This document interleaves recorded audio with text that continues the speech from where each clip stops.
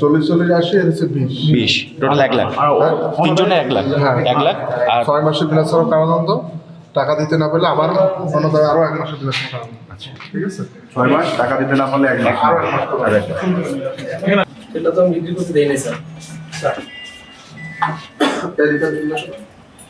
Sign করা হয়ে গেলে স্যার যে বাসাতে নিয়ে যান।